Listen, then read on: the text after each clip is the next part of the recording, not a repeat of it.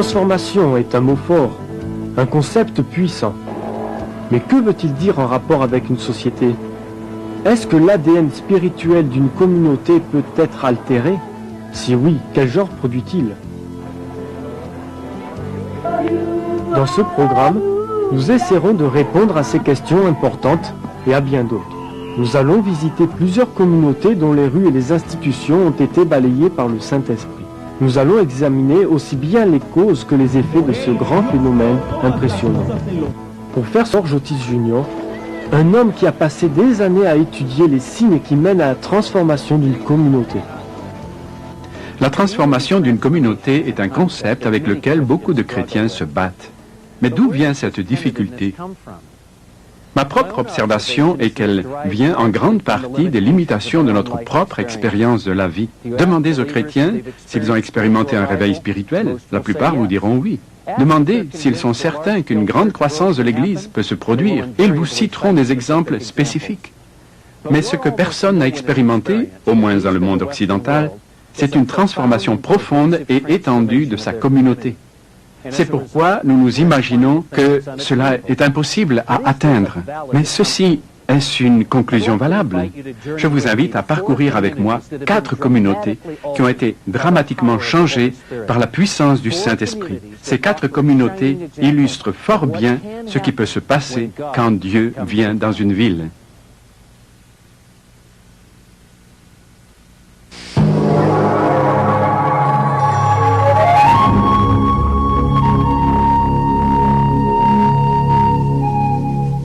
Elle était connue comme la capitale mondiale de la drogue.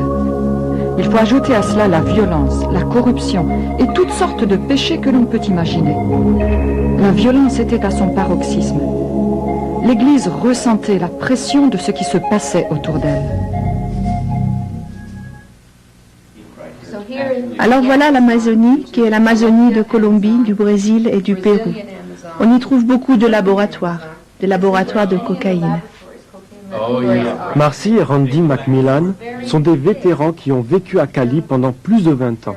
Ils ont passé au moins 10 ans à l'ombre des seigneurs de la drogue dans cette ville. Ils ont vu les effets dévastateurs du contrôle impitoyable de la mafia. Et cela se passait juste de l'autre côté de leur maison.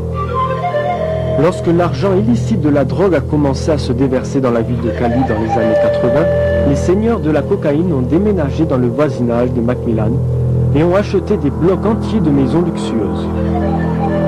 Hé, Randy, cette maison-là à droite semble vraiment étonnante. Ce mur doit avoir une hauteur de 15 à 20 mètres. Et qui est-ce qui vivait là? Voici, c'est ici la famille Oruela Rodriguez, les chefs de la mafia de Cali.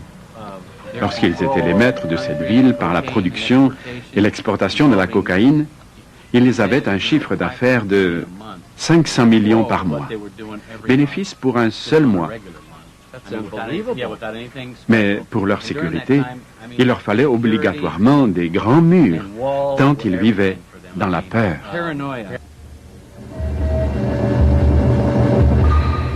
Pendant des années, la Colombie était le plus grand exportateur de cocaïne. Elle envoyait 1000 tonnes par an aux États-Unis et en Europe. Le service américain de lutte contre la drogue, appelé la mafia de Cali, l'organisation criminelle la plus grande, la plus riche et la plus organisée de toute l'histoire. Avec des milliards de dollars à leur disposition, il était difficile de les atteindre, particulièrement dans la ville de Cali. Ils contrôlent toute la situation socio-économique, politique et même religieuse. C'était terrible. En ce temps, le trafic de la drogue à Cali était l'un des plus forts dans le monde. Les gens mouraient facilement. Si dans la circulation tu te trouvais au milieu d'une fusillade, c'était un miracle si le chauffeur et toi n'étiez pas tués. Les gens de la ville vivaient dans la peur. J'ai personnellement vu 5 personnes tuées à Cali. Beaucoup de journalistes ont été tués parce qu'ils dénonçaient ce que la mafia faisait en Colombie. Les décisions politiques importantes pour le pays étaient contrôlées par l'argent de la drogue. Tous les aspects de la société étaient ainsi influencés. Ça touchait à tout, absolument tout. Ce que vous voyez ici n'est qu'une des 1200 propriétés qu'ils avaient à Cali. Marcher librement dans les rues qui ont connu tant de terreur est un témoignage des changements remarquables qui ont lieu à Cali. Mais où est-ce que tout cela a commencé? Cette histoire, tout comme les autres, récit de transformation, est enracinée dans le cœur des intercesseurs, des hommes et des femmes qui avaient des oreilles pour entendre ce que Dieu disait. Dieu nous a parlé en nous demandant de venir à Cali. Ruth Roybal et son mari Julio sont venus à Cali en 1978. Ils étaient choqués de voir de grandes ténèbres sur la ville. Mais Julio était convaincu que si le peuple de Dieu se mettait ensemble et priait, l'emprise de l'ennemi serait brisée. Il y avait seulement un problème. Personne ne voulait le faire. Il n'y avait pas d'unité entre les églises. Chacun menait sa vie chrétienne à sa guise et se contentait de bénir ses frères, leur souhaitant de merveilleux moments dans leur église. L'association des pasteurs était seulement un jeu d'écriture, mais rien n'avait d'effectif. Chacun travaillait de son côté. L'unité n'était pas du tout recherchée. Après un désaccord, Julio s'est retiré de l'association des pasteurs qui était déjà précaire. Mais il réalisa qu'il contribuait encore à la désunion. Dieu lui dit, tu ne dois pas t'offenser. Tu dois pardonner. Il a reçu ce message et a pensé, si je veux refléter Jésus, rien ne doit m'offenser. Julio retourna voir les pasteurs et leur demanda pardon. Ils ne pouvaient pas continuer à marcher dans la désunion, surtout pas au moment où leur ville avait de grands défis à relever. Nous avons commencé à dire, bien, quel espoir avons-nous? Il y a tous ces organismes internationaux, ainsi que toutes les autorités colombiennes contre la mafia de Cali. Mais rien ne s'est jamais produit. Préoccupés par cela, nous avons commencé à prier et intercéder en demandant au Seigneur de nous montrer comment prier. Et c'est ainsi qu'il nous a fait comprendre nos racines spirituelles. Pour saisir la vision de Dieu sur leur ville, les églises locales ont commencé à déterminer les forteresses spirituelles dans leur voisinage immédiat. Voilà ce que nous faisions. Randy trouvait des cartes de la ville. On y trouvait les différentes zones qui se partageaient en plusieurs quartiers. Alors, nous répartîmes les églises dans ces zones selon les quartiers où elles vivaient. Et il nous fallait ramener un rapport sur tous les problèmes observés, des problèmes fréquents et bien établis dans leur zone. Une des découvertes troublantes était la grande implication de la ville dans l'occultisme. Même les patrons des réseaux de drogue étaient des clients des médiums, des guides spirituels. Ils étaient fortement enracinés dans des pratiques occultes et impliquaient les responsables religieux. Cela leur donnait donc le pouvoir, sans compter celui que leur donnait déjà l'argent. Quand ils ont commencé à combattre les forteresses spécifiques de la ville, les pasteurs de Cali sentirent que Dieu les amenait à rassembler leurs fidèles pour une nuit d'adoration et de prière commune. Au début, le problème était que les gens disaient « ça ne va pas marcher, il se peut que les gens ne viennent pas » et beaucoup s'y sont opposés. Mais nous avions des responsables qui ont osé entreprendre. Ils ont osé, comprenant que c'était la volonté de Dieu. En 1995, nous avons eu la première veillée de prière. Diciendo, Cristo vive! Did you feel the mountains tremble? Ils ont prié contre les principautés et les puissances. Ils ont prié pour l'unité, en comptant sur Dieu pour qu'il se manifeste dans les églises. À ce moment, le maire est monté sur le podium et a prié pour Cali et a dit « Cali appartient à Jésus-Christ ». Lorsque les chrétiens entendirent ces paroles venant du maire de la ville, ce fut une confirmation de ce que l'Esprit Saint faisait dans la ville. 48 heures après l'événement, le journal quotidien titrait « Aucun homicide ». Pour la première fois de mémoire de citoyens, Cali avait eu un week-end entier sans un seul meurtre. Un événement digne d'attention dans une ville qui comptait en moyenne 15 meurtres par jour. Après les principaux fruits de la prière, des programmes d'intercession ont continué et c'est là que l'on a commencé à voir les résultats. 10 jours après, le premier patron du réseau de drogue est tombé. Dieu était en train de changer la vie.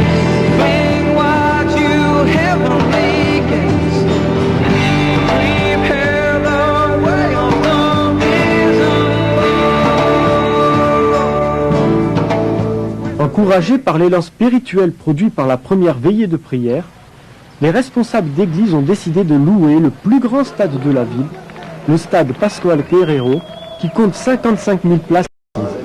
Leur foi fut récompensée par la présence de 60 000 croyants venus adorer et prier au-delà des barrières dénominationnelles.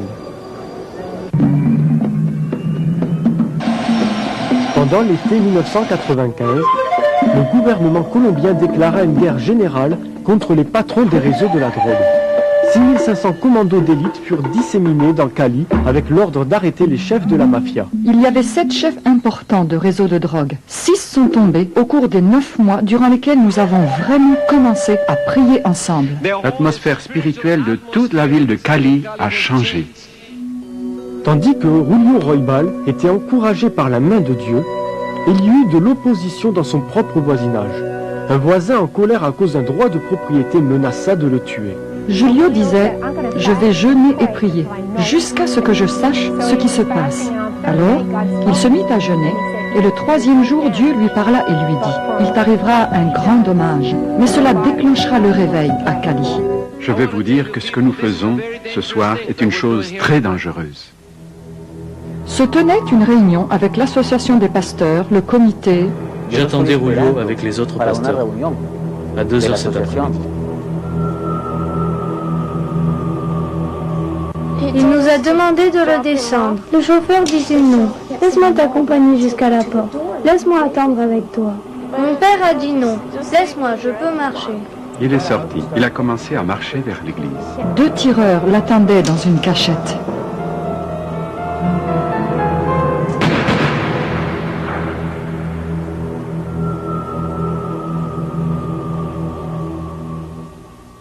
C'était la dernière fois que je le voyais.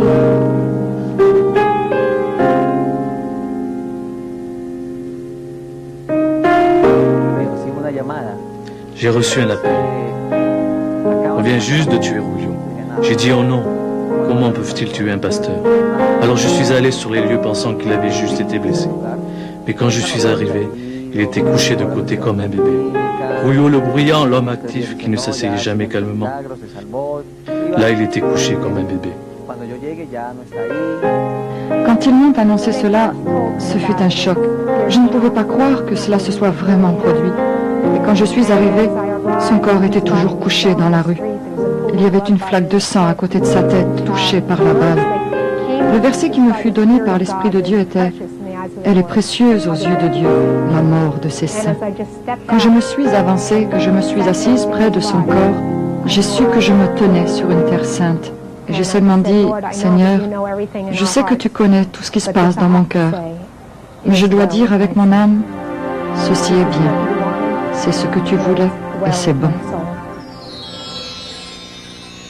Encore sous le choc, et luttant pour comprendre le but de Dieu dans cette tragédie, des centaines de chrétiens sont venus à l'inhumation de Julio, y compris beaucoup de pasteurs qui ne s'adressaient pas la parole. Tous les pasteurs se sont approchés. Nous nous sommes embrassés. Et nous avons fait une alliance d'unité, en nous disant que nous ne laisserions plus rien nous séparer. Aujourd'hui, cette alliance d'unité s'étend à environ 200 pasteurs et sert de soutien aux veillées de prière de la ville. Cela a conduit à une transformation radicale de cette ville. La corruption a été très réduite. Les mafias de la drogue ont été brisées dans cette ville. Environ 60 000 personnes sont venues ici pour la nuit entière. Ils ont à cœur de prier pour que Dieu continue le travail merveilleux qu'il a commencé d'accomplir dans cette ville pendant ces 36 mois derniers. Pendant que des milliers d'adorateurs prenaient d'assaut le stade, les forces de sécurité étaient obligées d'en renvoyer 15 000 autres par manque de place. Cependant, ces retardataires commencèrent subitement une marche de prière autour du stade qui dura des heures. Ce que vous voyez ici aujourd'hui dans ce stade est un miracle. Vous savez qu'il y a quelques années, il aurait été impossible pour les évangéliques de se réunir ainsi. Mais Dieu est en train de bâtir son Église et nous allons satisfaire ce besoin au nom de Jésus. C'est ce qui se passe aujourd'hui en Colombie. Il faut que les pasteurs et les intercesseurs aux États-Unis, en Europe et partout dans le monde soient témoins de cet événement. C'est ce que Dieu est en train de faire de nos jours. And we can see that God's moving, a mighty will rule the nation, and young and old will sons of Jesus. Bring what you heavenly gates, prepare the way of the risen Lord. Pendant que le royaume de Dieu est venu sur Cali, beaucoup de personnalités sont parvenues à une relation personnelle avec Christ. Rafael Arojo Gámez est le principal chroniqueur sportif de Colombie. Depuis de nombreuses années, il couvre les championnats de football à partir du stade. Je suis ici aujourd'hui parce qu'il y a 6 mois, j'ai connu Jésus et je l'ai reçu comme mon sauveur. Depuis ce temps, je l'adore et je le loue. Quelle comparaison pouvez-vous faire entre l'enthousiasme que l'on trouve pendant les veillées de prière et celui des matchs de foot? Il n'y a aucune comparaison. Pendant les matchs de football, il est normal d'entendre quantité de sifflements et de cris. Ici, on se réjouit du fond du cœur. Avez-vous été un homme heureux ces 6 derniers mois? Quelle différence! J'ai été changé. Je suis très joyeux. Muy gozoso. Very different. I haven't changed. I am very joyful. Joyful. It's a different life. Mario Inet est un avocat et un orateur dont les programmes radiophoniques sont diffusés dans toute l'Amérique latine. Après avoir cherché la paix dans différentes organisations du Nouvel Âge, il est finalement venu à Christ. À partir de ce moment, j'ai commencé à trouver une vraie paix intérieure. Je crois que même si je suis un bébé spirituel, la réponse est là dans la Bible. Je sens que j'ai perdu 41 ans de ma vie, mais je sais maintenant que Dieu a un plan pour moi.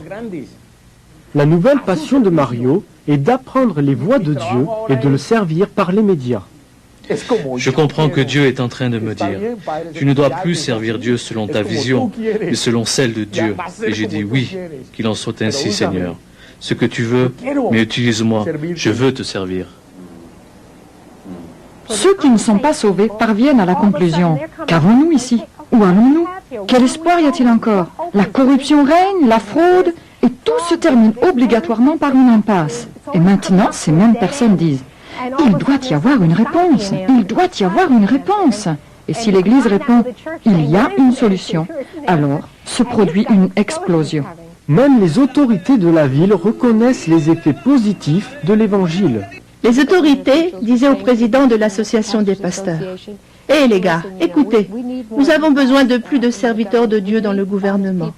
Nous avons besoin de gens honnêtes comme vous. » Et le maire avait dit, « Je ne peux pas vous facturer l'utilisation du stade parce que vous nous rendez service. » Maintenant, il voit une église qui apporte quelque chose de positif.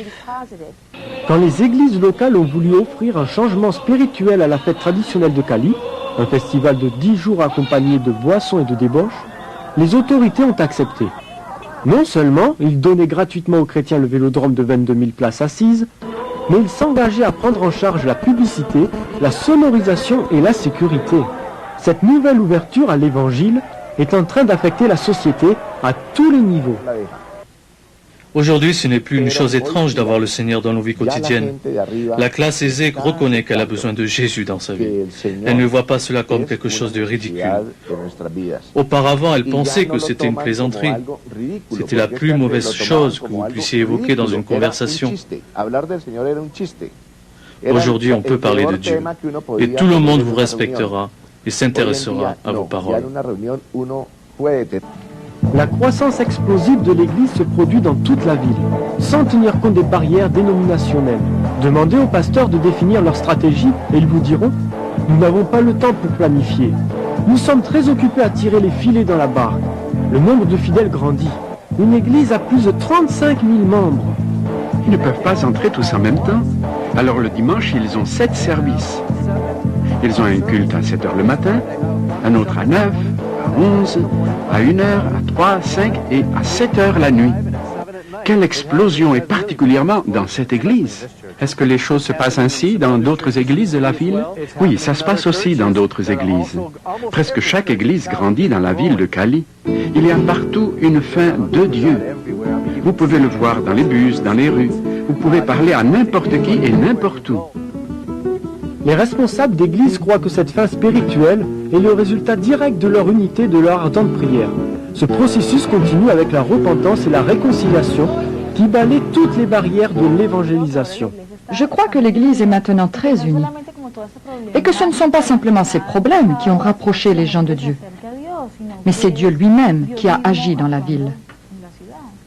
Il est intéressant de voir le Seigneur choisir la ville de Cali, une ville qui était contrôlée par de l'argent sale, par des chefs de la mafia et par la corruption. Le choix de cette ville n'était pas certain, mais Dieu l'a choisie spécialement. Et je crois que Dieu a fait cela à bon escient, pour montrer au monde entier et aux autorités des villes de ce monde que Dieu peut transformer une communauté si celle-ci se repent. Le réveil que Julio Roybal a prophétisé avant sa mort a commencé. Sa famille, en célébrant l'unité retrouvée de l'Église et les foules qui viennent à Christ, est réconfortée et honorée pour y avoir contribué. Nous nous sommes rendus compte que Dieu nous avait confié à nous la plus grande chose que personne ne pourrait jamais faire, et cela ressemble au martyre pour Christ. Nous avons réalisé aussi la responsabilité que nous avons d'exalter son nom, car nous savions que Dieu était en train de faire quelque chose de plus grand encore. Avec sa mort, c'est comme si cela nous a encouragés à vouloir faire la même chose, à abandonner nos vies pour le Seigneur et non pas simplement mourir pour lui, mais vivre pour lui. Cela peut être plus difficile que de mourir pour lui. Est-ce que vous sentez que quelque chose de la vision de votre Père est en train de vivre et de passer en vous? Oui, elle est en nous, c'est une grande partie en nous. Julio avait l'habitude de dire « Je suis immortel jusqu'à ce que j'ai accompli tout ce que Dieu a prévu pour moi. » Et s'il était possible de lui demander « Était-ce utile que tu meurs ?» il vous répondrait oui, parce que c'était là l'aspiration profonde de son cœur. What everyone thought was impossible, what everyone thought was totally, virtually, humanly impossible, I bear witness before God and you this evening that nothing is impossible for God. Nothing is impossible for God. Je pense que Dieu est en train de faire quelque chose de nouveau, non seulement dans la ville de Cali, non seulement dans la nation de la Colombie, mais à travers le monde entier aujourd'hui. Si c'est ce que l'Église veut voir se réaliser dans l'avenir, je veux aussi en être partie prenante.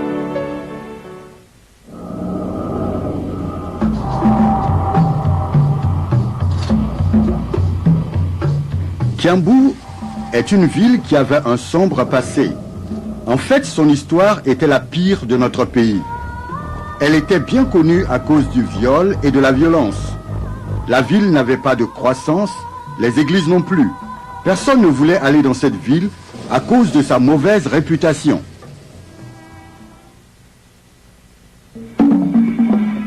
À la fin des années 80, cette banlieue de Nairobi est devenue un des lieux les plus dangereux du Kenya. Les bars étaient plus nombreux que les églises et les boutiques. En raison de l'alcoolisme, le taux de crime à Kiambu était le plus élevé de toute la nation. Personne, et particulièrement les femmes, n'osait sortir dès que la nuit tombait. Les fonctionnaires payaient des pourboires pour éviter leur affectation à Kiambu. En dépit des nombreuses années d'efforts dans cette ville de 65 000 habitants, aucune église n'a jamais pu croître au-delà de quelques douzaines de membres. Comme l'un des pasteurs le dit, nous prêchons l'évangile ici, mais les hommes ne sont pas sauvés. Le Seigneur nous a parlé à mon épouse et à moi en 1988 en nous disant de venir à Kiambu et d'y implanter une église. Les serviteurs de Dieu itinérants, Thomas et Margaret Mouti, n'ont pas été effrayés lorsque Dieu les a appelés dans la ville de Kiambu. Ils savaient que l'implantation d'églises dans ce cimetière de ministère ne serait pas facile. En fait, les collègues pasteurs à Nairobi pensaient que cette idée était de la folie. Ils n'hésitaient pas à le dire. Mais les Moutis s'étaient rendus compte que pour réussir, ils devraient identifier et combattre la source de l'oppression spirituelle de Kiambu. La Bible dit dans Éphésiens chapitre 6 verset 12 que nous ne luttons pas contre la chair ni contre le sang, mais contre les puissances, les principautés. Ainsi notre problème, ce n'était pas les habitants de la ville, mais les œuvres du diable au milieu des hommes. Pourquoi les garde-t-il dans cette voie? Pendant 6 mois, les Mutis s'étaient consacrés à la prière fervente et à la recherche. Alors, nous avons demandé à Dieu, quelle est la racine du problème? Nous avons prié, nous avons jeûné. Le Seigneur nous a montré un esprit de sorcellerie qui reposait sur cet endroit. Ils ont découvert que beaucoup de choses qui se passaient à Kiambu étaient liées à une puissante femme nommée Mama Jane. Bien qu'elle se dise chrétienne et qu'elle ait appelé sa maison de divination Clinique Emmanuel, ses affaires étaient de la pure sorcellerie. La clientèle de Mama Jane comprenait les grands hommes d'affaires et les leaders politiques de la ville en quête de pratiques de divination. Se rendant compte que Kiambu était entre les mains des forces puissantes et mauvaises, les Mutis ont commencé à chercher Dieu. Après 6 mois, nous avons eu l'assurance dans notre esprit que la puissance spirituelle qui régnait sur la ville avait été vaincue.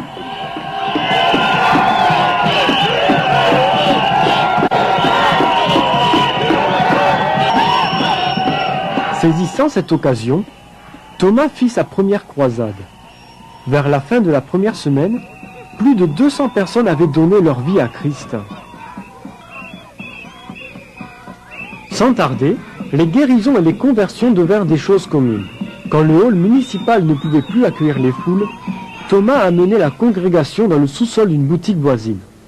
La prière durait 2 tours d'horloge et cette cave fut appelée « caverne de prière ». Affligée par ce changement, Mama Jane commença à contre-attaquer par la sorcellerie. Une grande oppression descendit sur les réunions de prière et de louange. Elle resta jusqu'à ce que les anciens découvrent les œuvres de Mama Jane en dehors de l'église. Ayant réalisé qu'ils avaient affaire à des forces démoniaques, les croyants prirent autorité sur la situation.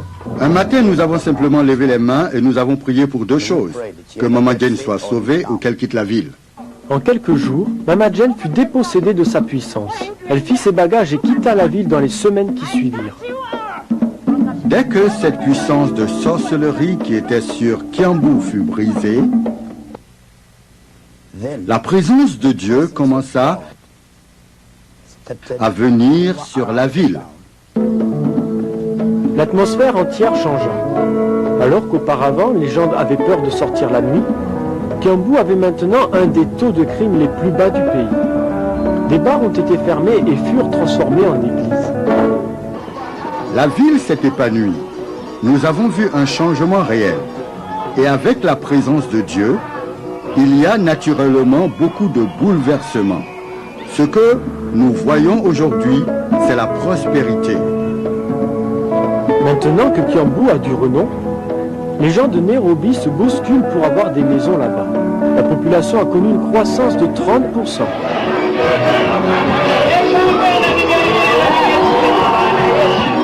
Les conversions aussi ont progressé.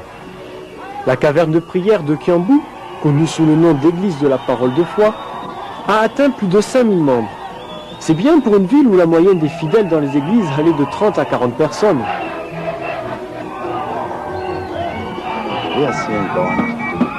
Nous voyons Dieu faire de grandes choses dans cette ville. Nous voyons des vies changées, des criminels, des prostituées et toutes sortes de personnes venir à Jésus. Comme Thomas l'a dit rapidement, la recette pour le succès continu passe par la prière. Prier, c'est communiquer avec Dieu. C'est aussi simple que cela.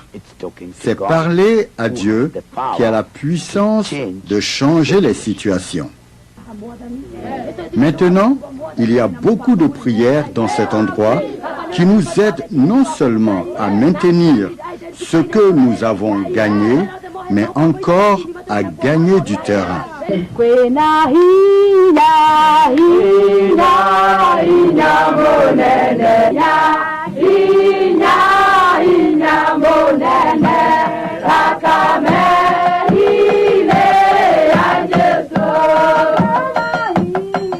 Chaque jour, plus de 400 intercesseurs se retrouvent pour prier. La réunion commence à 6 heures du matin. Ils l'appellent leur gloire du matin. Cela est complété par la veillée de prière de vendredi et les réunions de mercredi soir appelées opération tempête de prière. La prière produit une puissance et c'est extraordinaire. C'est une puissance qui transforme. Je l'ai vu transformer cette ville. Si Dieu peut le faire à Kiambu, il peut le faire n'importe où dans le monde.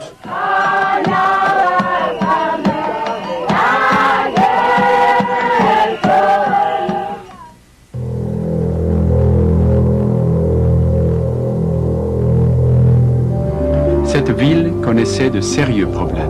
Elle se distinguait par le culte à Satan, la sorcellerie. Nous avions la secte de Moon dans la vallée, le Maharishi, Mahesh Yogi, la méditation transcendantale avec leurs bâtiments et l'église de la scientologie. Nous avons découvert que nous étions la capitale de la fabrication de la méthamphétamine de la côte occidentale. Un esprit de concurrence régnait. Agissait non pas seulement dans les églises, mais touchait même ceux qui étaient à la tête, notamment les pasteurs. Pendant des années, cette communauté dormante près des montagnes de San Jacinto était connue comme étant le cimetière des pasteurs. Les gens étaient venus dans cette vallée pour vivre une vie de facilité et ils ne voulaient pas être dérangés. Mais derrière ce style de vie, il y avait un côté sombre. Les problèmes de la communauté avaient un fond spirituel. Il y avait beaucoup d'activités occultes et sectaires dans la vallée. Les sectes n'étaient pas le seul problème. Les gangs de jeunes du quartier avaient infesté la banlieue de Hemet de San Jacinto pendant des décennies. L'église des Assemblées de Dieu de San Jacinto, où Gordon Houston est le pasteur, se situe sur la rue même où se trouve le gang le plus populaire de la ville. Certains enfants ont leur père et grand-père faisant partie de ce gang. Ainsi cela s'est perpétué naturellement dans toutes les générations. Le danger était si grand dans cette rue que la police refusait de s'y rendre sans soutien. Nous avons reçu un appel téléphonique au milieu de la nuit. C'était environ 2 ou 3 heures du matin. Gordon a été témoin de la nature destructrice du gang quand son église fut attaquée cette nuit-là. À l'intérieur, il y avait au centre une flaque de sang, une vraie mare. La police nous a dit que quelqu'un avait cassé une fenêtre. C'était un des membres de famille qui se trouvait de l'autre côté de la rue, un des chefs du gang de San Jacinto. La vallée de Hemet était également un grand centre de drogue. On y trouvait au moins 9 laboratoires de méthamphétamine bénéficiant du climat sec, d'un site éloigné et de l'application amicale de la loi. Certains membres de la police ont même transporté pour moi, dans leur voiture, de la méthamphétamine.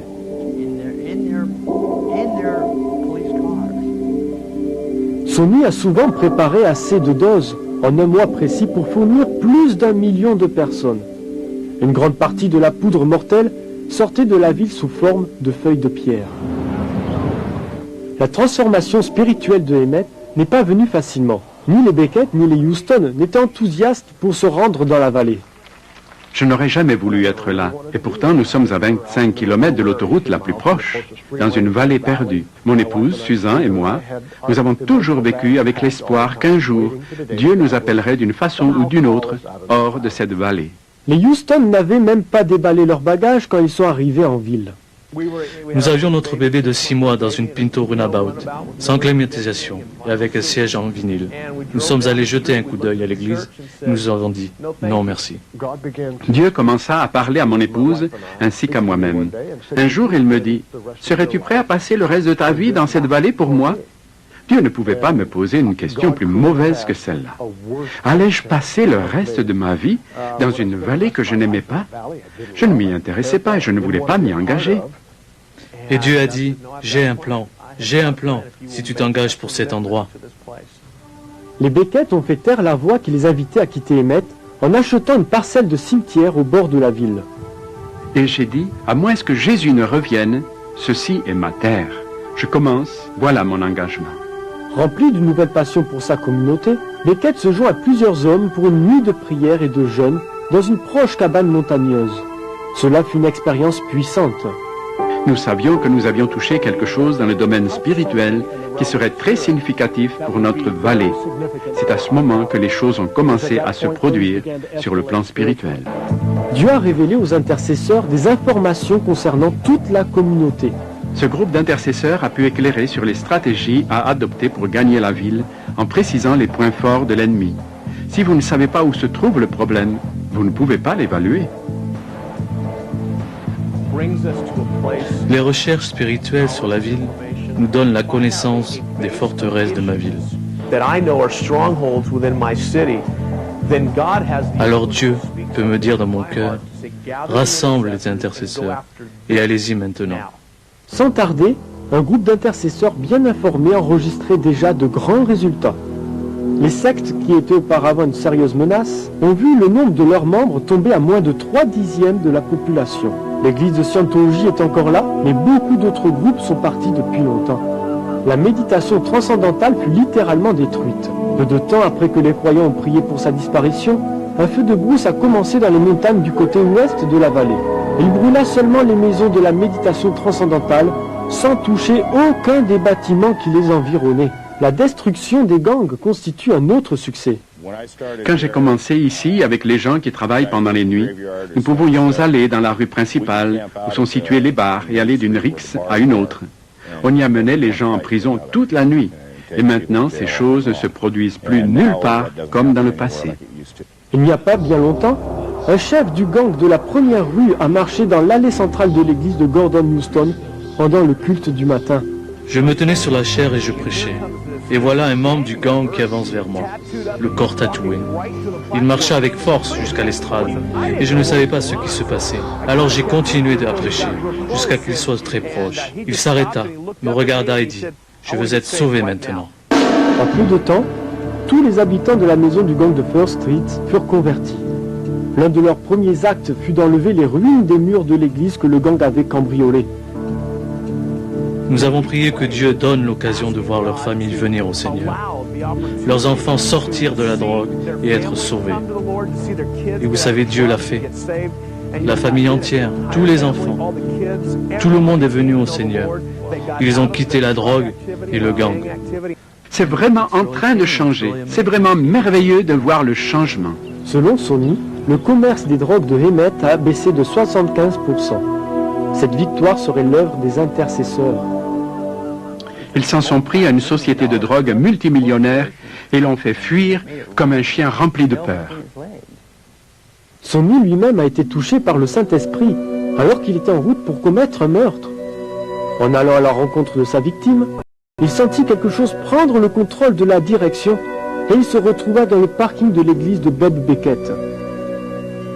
Alors je suis sorti de la voiture.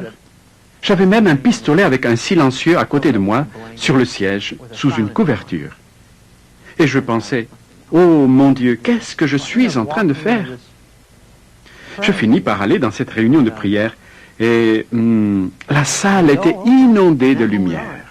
C'était le début du voyage retour de Sony vers le Seigneur, un voyage qui fut mené par la prière. Si Dieu a fait cela pour moi, il peut le faire aussi pour chacun de vous. Parce que j'étais là-bas, dans ces ténèbres. Mais cette ville avait beaucoup de gens qui priaient. Les trafiquants de drogue et les membres de gangs ne sont pas les seuls à être sauvés dans la vallée de Hemet. La fréquentation des églises est montée à environ 14%, le double de ce qu'il y avait il y a juste 10 ans. We lift up a shout, a victory shout. We've overcome by the blood of the Lamb and the word of our mouth. Maintenant, nous avons un maire chrétien, un commissaire chrétien, un chef des sapeurs-pompiers chrétiens et bien d'autres autorités chrétiennes. Plus tard, tous me disaient, comment peux-tu avoir un tel résultat, car le combat est si grand. Je sens que Dieu m'a appelé à cela. Il ne m'a pas encore dit de partir et il ne m'a pas non plus fermé la porte. Au lieu de cela, il ouvre des portes à plus d'églises, à plus de personnes, à plus de chrétiens pour les réunir vraiment. Ces mêmes personnes ajoutaient, vous voulez des chrétiens comme responsables et vous les avez. Maintenant, vous devez les supporter. Et la seule manière de les supporter, c'est par la prière. Beckett estime que 30% environ des policiers sont devenus chrétiens. Un grand nombre de professeurs du secondaire, d'entraîneurs et de directeurs des écoles sont aussi engagés pour le Seigneur. En fait, pendant ces dernières années, environ 85% du personnel des écoles ont été gagnés à Christ. Dieu a bouleversé le système scolaire. Personne ne voulait envoyer son enfant à l'école du district de San Jacinto. Maintenant, nos étudiants ont certaines des meilleures notes. et le taux de renvoi est parmi les plus faibles de toute la région ouest des États-Unis. L'école et toutes les composantes de la communauté sont devenues un lieu où tous travaillent ensemble, car c'est un lieu spirituel. Nous avons remporté les batailles sur le mal et nous avons décidé de réclamer toute la ville. Et c'est ce que nous faisons en travaillant tous ensemble.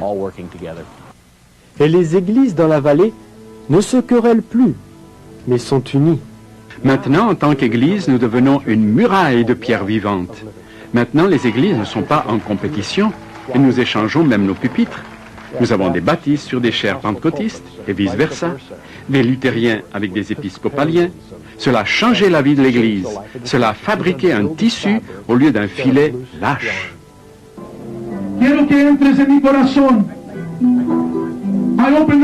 Récemment, plusieurs douzaines d'églises de la région de Hemet ont sponsorisé un convoi d'espoir où des milliers de citoyens ont reçu gratuitement de la nourriture, de l'habillement et des examens médicaux. Ils ont également reçu une bonne dose de l'amour de Dieu. C'est probablement, sans aucun doute, une des plus grandes choses qui a marqué notre vallée au cours des années récentes. Voilà ce qu'est l'Église. Il ne s'agit pas de s'asseoir entre les quatre murs de notre bâtiment. Il s'agit de sortir et d'aller toucher la vie des gens là où ils sont. Attirés à cet amour actif, plus de 300 personnes ont donné leur vie au Christ. Cela a été tellement phénoménal. J'ai été débordé par le nombre de personnes qui sont venues, qui ont répondu. C'est quelque chose qui ne pouvait pas se faire par une seule église. Il nous fallait être tous ensemble pour pouvoir faire cela. Je ne serai pas simplement tenu responsable par Dieu de la manière dont j'ai traité mon église. Je vais être jugé aussi pour la manière dont j'ai servi ma vie. Maintenant, l'atmosphère de notre ville a complètement changé. Nous reconnaissons qu'il faut construire les gens et non construire l'église. Il ne s'agit pas de la croissance d'une église, mais plutôt de la croissance du royaume. And here we see that God you're moving. The time of Jubilee is coming. When young and old return to Jesus. Hemet n'est pas une ville parfaite, et probablement ne le sera jamais. Mais Hemet est tout à fait en cours de transformation. Elle est en train de se produire. Cette communauté n'est pas la même que dans le passé.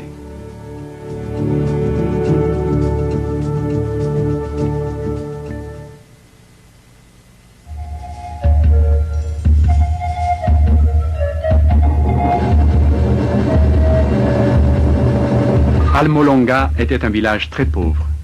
Cette communauté vivait dans la pauvreté et dans la dépendance de l'alcool. La violence, l'ignorance, la sorcellerie, l'occultisme, l'idolâtrie aussi. Dans quelques kilomètres, nous entrerons dans la ville d'Almolonga. On compte environ 200 000 habitants dans cette ville. La plupart ont décidé d'une manière consciente de stopper l'adoration des esprits des ancêtres.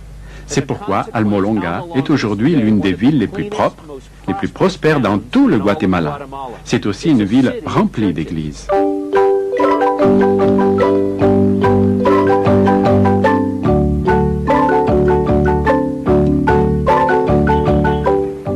Beaucoup citent Almolonga comme un bon exemple de transformation communautaire au niveau mondial. Cela peut être vrai, car environ 8 citoyens sur 10 se considèrent comme des chrétiens nés de nouveau.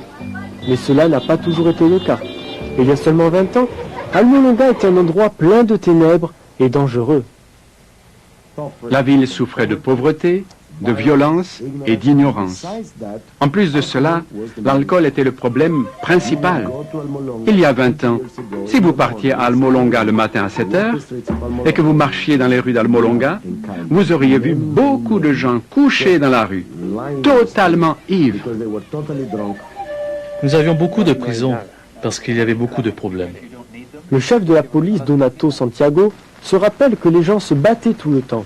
Les autorités avaient construit 4 prisons, mais n'arrivaient pas à résoudre le problème du mal. Le reste des prisonniers étaient transportés dans une ville voisine.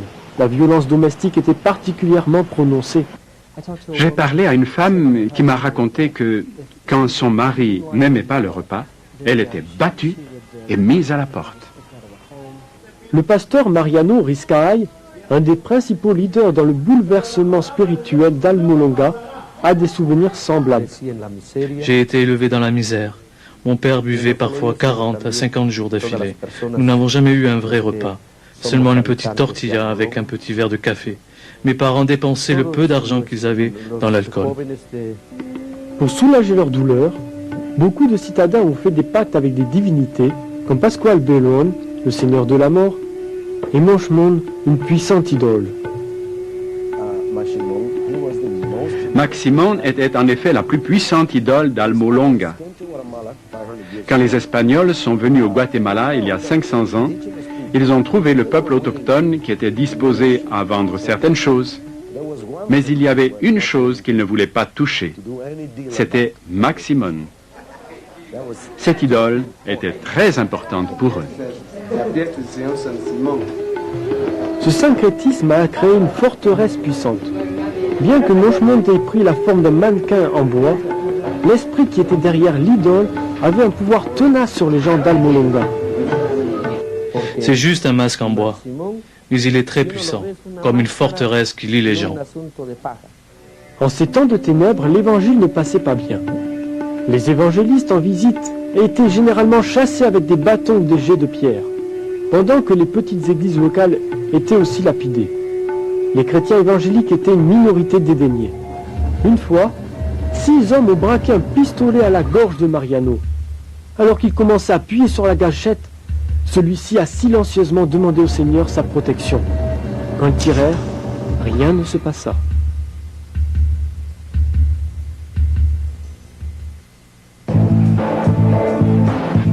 Délivré de la mort, le pasteur Riscaille appela son petit groupe à la prière. Il était temps de briser l'emprise de la violence, de la superstition et de la pauvreté.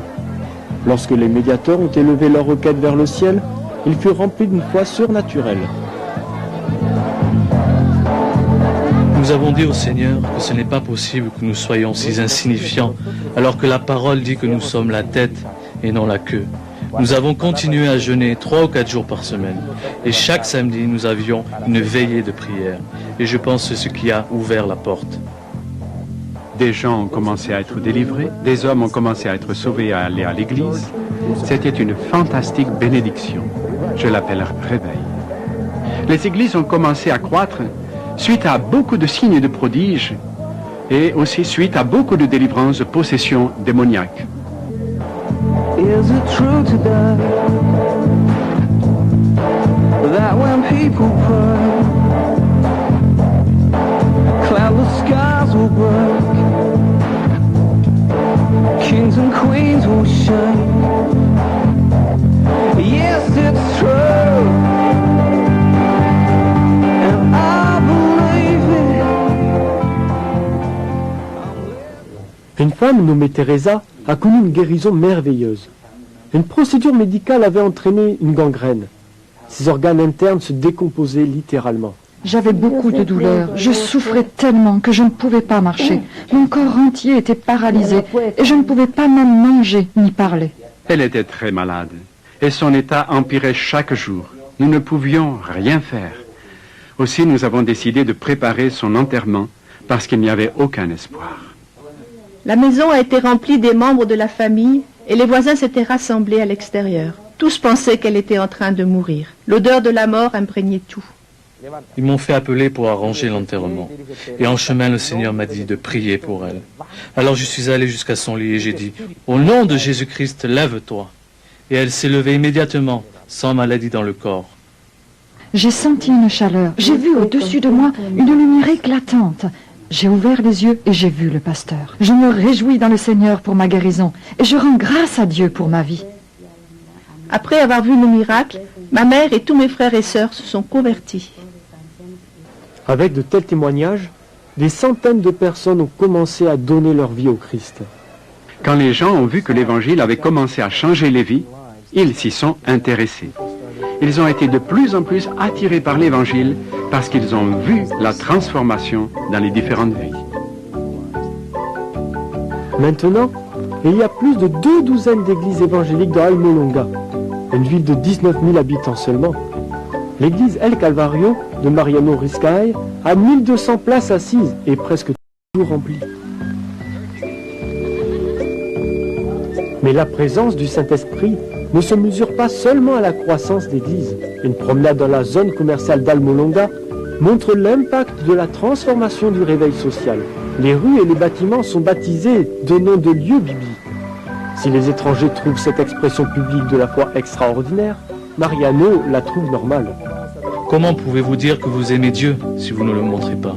Paul n'a-t-il pas dit « Je n'ai pas honte de l'Évangile » Auparavant, Almolonga était parsemé de bars ou de choses semblables, 36 au total. Maintenant, il n'y en a que 3. Comme la boisson s'est arrêtée, la violence aussi a cessé. Depuis 20 ans, le nombre de crimes dans la ville a beaucoup diminué. En 1994, la dernière des 4 prisons d'Almolonga a été fermée. Le bâtiment transformé s'appelle maintenant le hall d'honneur. Pour le chef de police Santiago, ce sont de bons moments. Maintenant, vous n'avez donc aucune prison en ville? C'est vrai, nous n'en avons pas. Parce que vous n'en avez pas besoin? Non, mais parce que plus personne n'a de problème.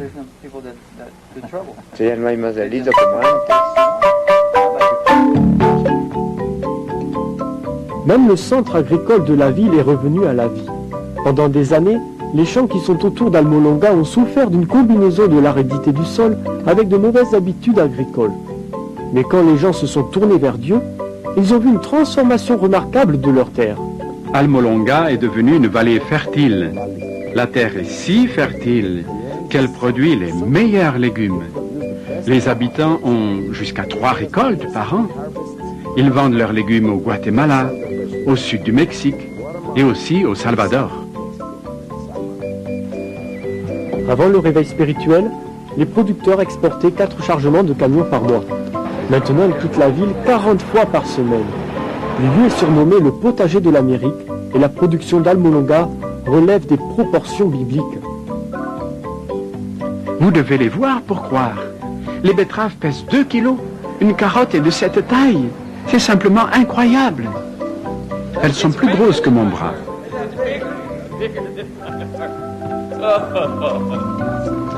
Voilà le marchand de légumes d'Almolonga. Intrigués par les dimensions de ces légumes et le taux d'accroissement de 1000% de la productivité agricole de la ville, les chercheurs des États-Unis et d'autres pays étrangers sont venus à Almolonga pour apprendre leurs secrets. Mais la réponse n'a pas été ce qu'ils attendaient. C'est à cause de la sagesse que Dieu a donnée aux fermiers à Almolonga qu'ils ont les meilleures récoltes par rapport aux méthodes scientifiques. Et les fermiers rendent constamment gloire au Seigneur parce que c'est lui qui donne la moisson abondante. Avant, pour les récoltes des radis, cela nous prenait jusqu'à 60 jours. Mais depuis que Dieu a visité la ville, cela ne prend que 40 jours. Et même très souvent, cela ne prend que 25 jours. Vous pouvez réellement voir un parallèle entre la foi des gens et l'amélioration du sol. Quand les gens ont commencé à croire en Jésus-Christ comme Seigneur et Sauveur, les légumes ont commencé à croître. Une fois que les gens ont été libérés, ils ont commencé à travailler. Quand ils se sont mis au travail, cela a rapporté. Ils ont mieux cultivé la terre et celle-ci a commencé à produire davantage. Les fermiers payent au comptant les grands camions Mercedes et les décorent ensuite avec des expressions chrétiennes. C'est merveilleux. Voilà le résultat de l'Évangile qui transforme la communauté. L'idolâtrie et la superstition se sont enfuis, laissant derrière eux un peuple consacré à l'adoration fervente et au travail honnête. Le stoïcisme traditionnel a conduit à l'exubérance sincère. Il y a 20 églises protestantes très actives, très militantes, très impliquées dans la louange, dans l'adoration, dans la délivrance et dans bien d'autres choses. En dépit de leur succès, les croyants à Almolonga n'ont aucune intention de baisser les bras. Beaucoup jeûnent 3 fois par semaine et continuent à assaillir les forces des ténèbres par la prière et l'évangélisation. Quand les villes voisines célèbrent le jour des morts, Almolonga vont en masse adorer le Dieu vivant.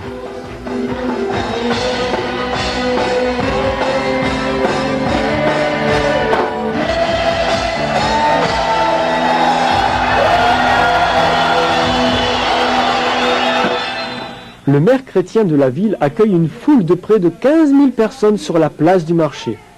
Ils se sont rassemblés pour prier pour une expansion continue de l'Évangile dans leur vallée et partout dans le monde. Le prix que nous avons payé pour cela, c'est la sainteté et la consécration.